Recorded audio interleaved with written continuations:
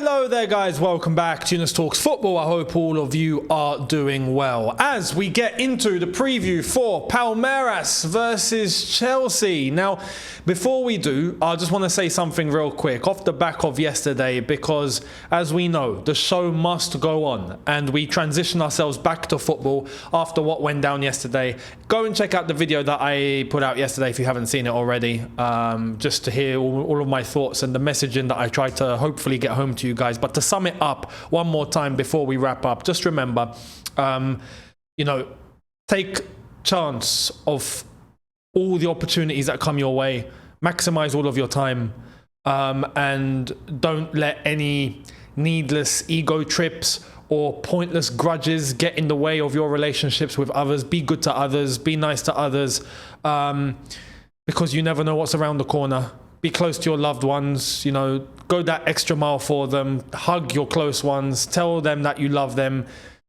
Those things just keep in mind always, and make sure you maximize every single opportunity and moment that you have, because you never know what can happen or you never know what's around the corner. So just please keep that at the forefront of your mind in all that you do.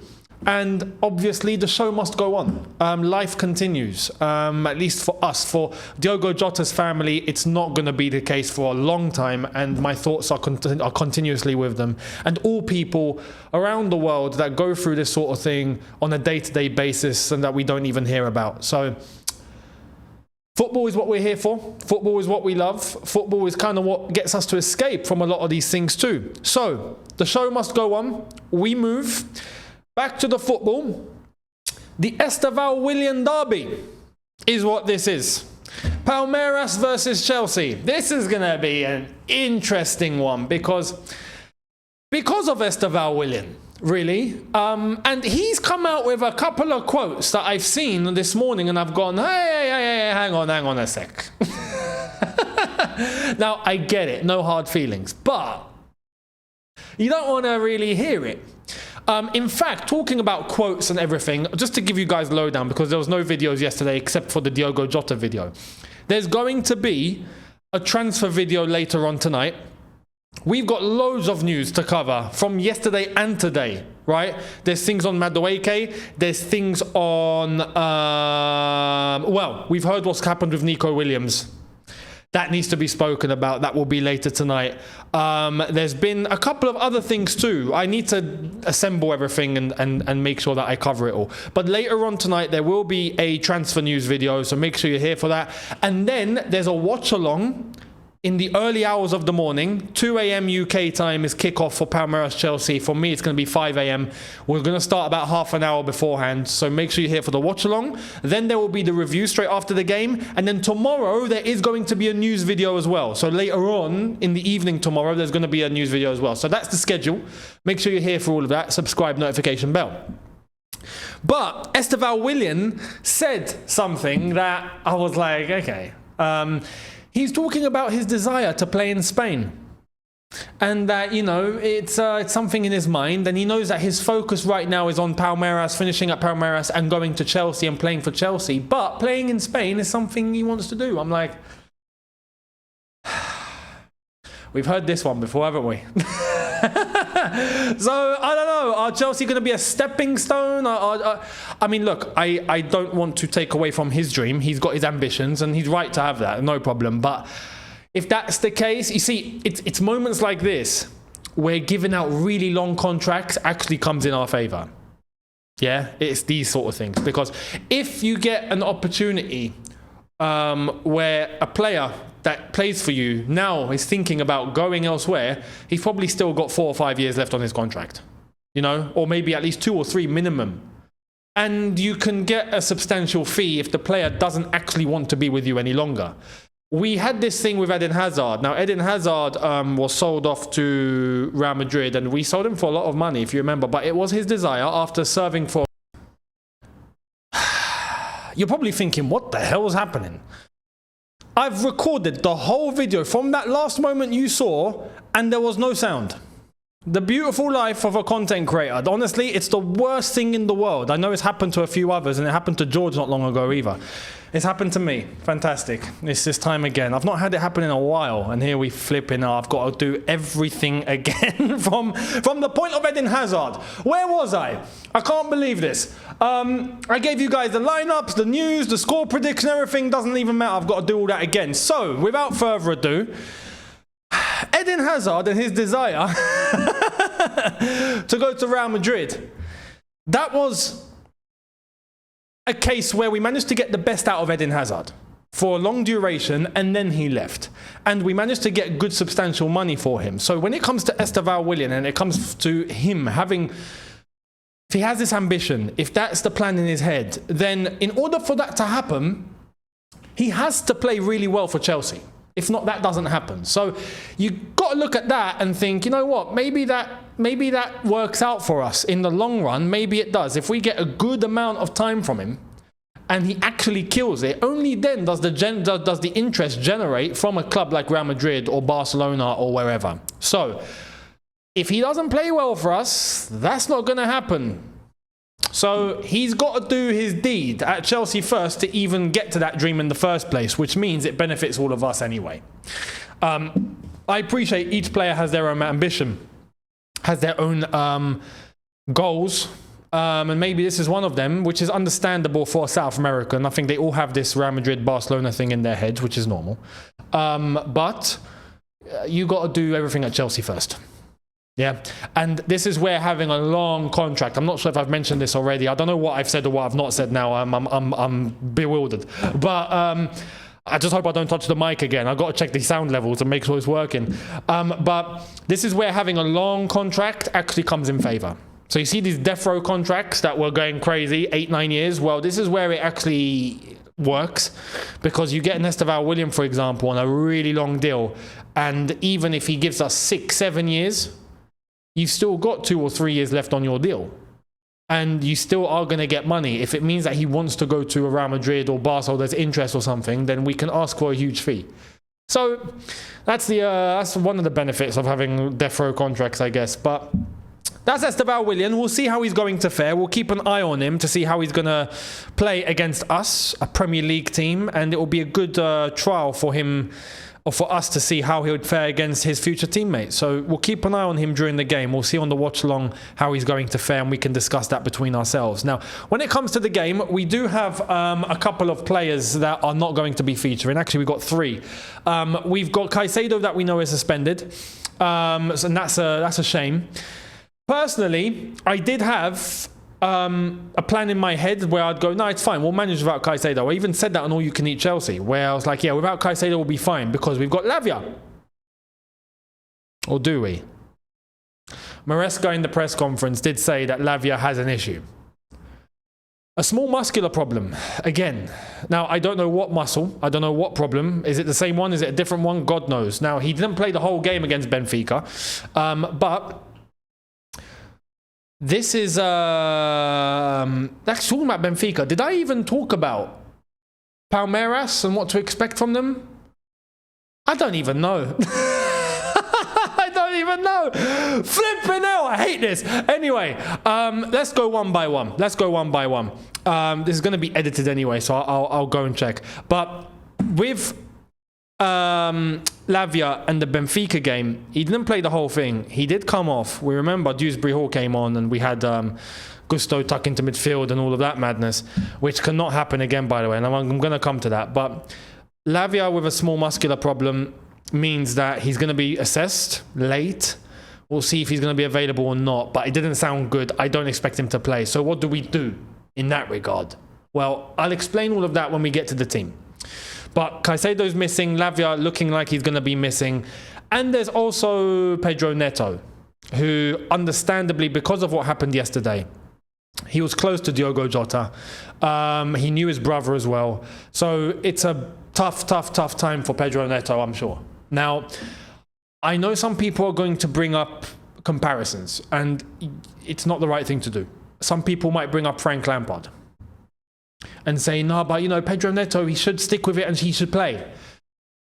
Frank Lampard was Frank Lampard. He lost his mum, for example, and the next day played a quarter-final against Liverpool and scored a penalty. Remember, each person has their way of dealing with loss and dealing with things. You can't expect everyone to be in the same boat, right? So I'm not expecting Pedro Neto to be here. Now, if you saw the minute silence that Chelsea had in their training session yesterday, and like PSG done the same thing, many other clubs did the same thing around the centre circle, Pedro Neto was not there. Understandably so. Yeah, he's lost a friend, a dear friend, and he knew his brother as well. So he's affected. If he's not in the right frame of mind, you're not in the right frame of mind. I'll be honest, and I say this because I can only base it off of myself. At this level, if you feel like it's an obligation, I have to show up. And I feel like I personally could be capable of that, but in most times I wouldn't do it. I know myself. If I lost someone dear to me, chances are I'm not playing. I'm not playing. My head's not there. 100% not there. So each to their own and how they deal with it. Respect to someone like Frank Lampard, who can show up the day after his mum's gone and do what he did. That's just... Or Mikel, his dad got kidnapped last minute. He had to go and captain Nigeria in a World Cup game. I mean, that's... It's hard to drop out of that. I get it. But personally, yeah, I reckon I wouldn't be able to do it. So each to their own. Pedro Neto, he wasn't there. Maresca did say in the press conference that he has compassionate leave. If he feels like he doesn't want to play, he doesn't have to play. Fair enough, right? Fair enough. So there's that. Now, Nicholas Jackson is back. Everyone else, I think, is going to be there. So that's the team news. Now, in terms of Palmeiras, did I speak about Palmeiras? One sec. Let me go and check. Turns out I didn't. So let's get into that. So I know where I am. Okay, Palmeiras, right? Let's focus on them first, because Palmeiras and their form that they've had in this Club World Cup has actually been somewhat decent. They've not lost, but they haven't, I don't want to say shocked anyone, but they haven't blown anyone out of the water. They started off the competition 0-0 against Porto. Right? Then they beat Al Ahly 2-0, and we watched that game where we had to wait 45 minutes for the flipping storm to pass by, or the cloud. Well, in that game it was a cloud, let's be honest. So they beat Al Ahly 2-0. And in that game, I remember we were watching together, and I said, Palmeiras have taken advantage of Al Ahly not showing up. Al Ahly could have wrapped a lot of stuff up in the first half, and they didn't. Palmeiras were in the game. It was a very 0-0 game, if you remember, and then they capitalized. Then they drew against Inter Miami 2-2, right? And that was a game where you're thinking, oh, you've conceded 2 against Inter Miami. Okay, fair enough, right? And Inter Miami have been somewhat decent in this tournament, but then they beat Botafogo 1-0, and that's a Brazilian derby. So that's, you got 2 teams on a similar plane, right? They've not shown anything excessive for us to be worried about, I feel. The only thing that Palmeiras might be able to take advantage of, now bearing in mind they went to extra time as well, but we went to extra time with Benfica, and we had that break and the cooling off for 2 hours and warming up again and all of that shenanigans. Now I hope Chelsea are recovered, because apparently we've only had 1 or 2 training sessions, which is great. I don't want any more than that. It's all recovery based. I hope the players are fully fit. But Palmeiras tactically are not the most aggressive. They don't press you into oblivion, right? That's one. They don't... They play very classic. Defenders defend, attackers attack, right? They don't really move as a block. It's like everyone has their individual responsibility. It's a very old school way of playing, right? And they've got players with some flair. Now, Palmeiras are going to be missing a couple of their players, including their club captain. So they're coming into this handicapped anyway. But I feel like tactically, against a Premier League side, now this depends on how fit we are because of that Benfica game. But if we are fit and we're ready, we're fully 100%, we're ready to go, I reckon we're going to physically dominate them. I reckon we'll be too aggressive for them. Because unlike Flamengo had that aggressive nature to their game. And that's kind of what done it, right? Because they were in our faces. Palmeiras are not the team to get in your face, right? They kind of rely on their system, on the ball, and they rely on a traditional way of playing. And it's kind of like individual brilliance that has to show up, which is where I feel like we can get them and we can mark them really well. Turning to Chelsea, and this is where, again, we'll look to Estevao, Willian, and we'll see what he can do. Turning to Chelsea, like I've said, it's based on how fit we are. If we're 100% and we're recovered, I'm quietly confident about this game. If we still have jet lag based off the last game against Benfica, this could be an interesting game, right? And this could be a little bit shaky, should we say. So we'll see what transpires. We'll see what's going to happen. It depends on what's going to show up, how the team are going to show up on the day. We won't know until when we actually start watching the game. But I'm coming into this quietly confident. Now, based off of that, the team that I expect to play, or, well, I'm going to say some of the players that I expect are going to start, and some of the players that I would bring in. Because, like I've said, Lavia is out. So we'll get to that in the midfield when I get to it. But Sanchez will start. Cucurella, left back. I will go Reece James, right back. Now, if you've heard Reece James in a little interview that he done, I forgot what journalist it was or who asked him the question, but it was a fantastic question, phenomenal question that he brought up to him and said, based off of your time under Potter and Pochettino and now under Maresca, are there any differences between Maresca and the others and in your game? And then asked him, what would you rather be? Would you rather be a flying fullback or would you rather be inverted? And Reece James' answer said it all, where he was like, to be honest, I would rather be... and then he stopped himself and went, no, you know what, I'm going to give that one a miss. Of course he would be a flying fullback. He would rather be a flying fullback. Of course, we all know this. It's common knowledge.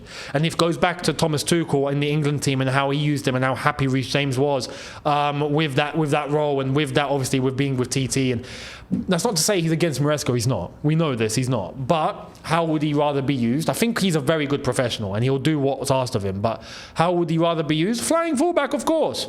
Now, that's not to say you can't invert from time to time. I'm not against that in moments because you can use that tactically to your advantage, but not so rigid where, yeah, no, you are an inverted fullback now. Like, that's too excessive, I feel like. And this is where our game against Benfica was our best game because we had balance. The midfield was stacked. Lavia, Caicedo, Enzo. No one coming inside. In fact, Cucurella was inverting to help Liam Delap as an added attacking option. And that's great. I would rather that. Because then he runs back in time, he gets back in time when he's ready to defend. And that offered us so much balance. And we were playing really, really well. We had very good defensive and attacking harmony. Defensive and offensive harmony. I would rather see that. So yeah, Reece James for me, right back. Levi Colwill alongside either Chalobah or Tosin. I'm cool with either one, to be honest, because both this tournament have been pretty reliable. The midfield is where it gets sticky. I was happy to say, you know what, Caicedo's not playing, cool, we'll be okay, play Lavia. But that's not the case now, and I don't think Lavia's going to play.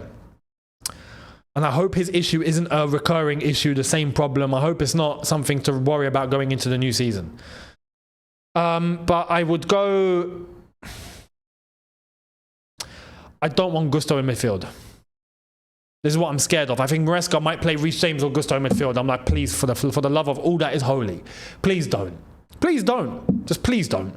I would rather play Asugo. I would rather play Asugo, who is a midfielder, in that role. Even though we've not really seen him. But I'd rather that. Now, there's some variations we can go with here. We can go with Enzo, and you could argue play Santos alongside him, but Santos for me is a similar player to Enzo, and Santos is not a traditional defensive midfielder in the same capacity that Caicedo can play in. So I hesitate with that one. We could play Enzo and Asugo, or, hear me out on, we could also play Santos, Asugo, and Enzo in a similar role to how he played against Benfica. Which would mean that we have to stick Cole Palmer to the flank. And I'll explain. Now, look, if you're playing Enzo and Santos or Enzo and Asugo, you play Cole Palmer in the 10. But now we've got a winger issue as well, because Pedro Neto is not going to be available for this. Like I've said, I'm not expecting him to play. Compassionate leave, his head's not in the right place, let him stay out. But if that's the case, what do we do on the winger position? Well, we've only got two options.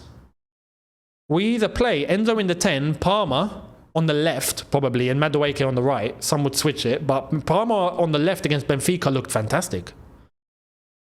So you either do that, or you play Palma in the 10, Madueke on the right, and you play João Pedro for 90 minutes.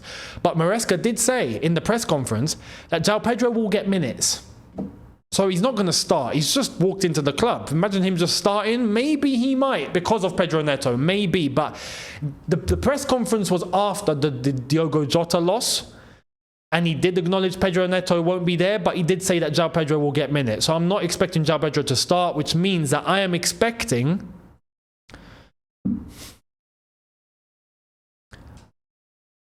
I reckon we might actually end up with Esugo, Santos, Enzo, or no, I take that back. We're going to go with Gusto or Reece James in midfield, aren't we? We just are.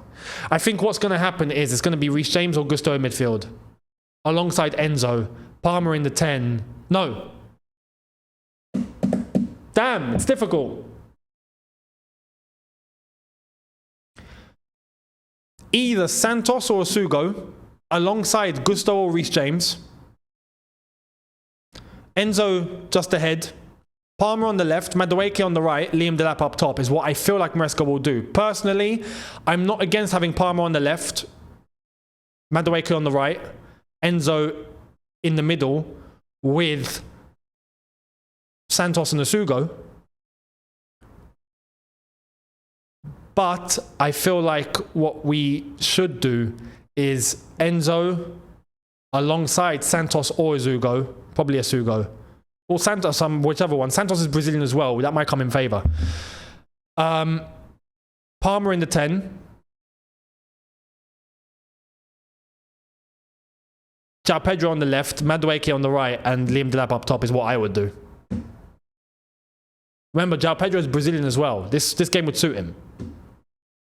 So, anyway...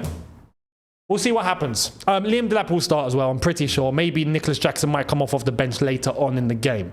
So, let me know your thoughts. My prediction is 2-0 Chelsea. I'm going Palmeiras 0, Chelsea 2. I do think that we will physically overpower them. I think even tactically, I think we will be too much for them to handle. Palmeiras, I think, are a very simple side. And that's where I feel like that will be their weakness as well. Like I've said, they've got their club captain missing. They've got, they're limited. And I feel like that's going to maybe play in our favour. So I'm going to go 2-0 Chelsea win. Let me know yours in the comment section below. I hope nothing's been cut off. The sound level's telling me all is good. So I hope you're hearing this. And I'll be here for the watch along. Well, I'll be here for the news video later on tonight. And then the watch along in the early hours of the morning. So make sure you guys are here. Subscribe, notification bell on. And I'll catch all of you then. Look after yourselves. Let me know your predictions in the comment section below. All of your thoughts there as well. And I'll see you later. Take care, people. And peace.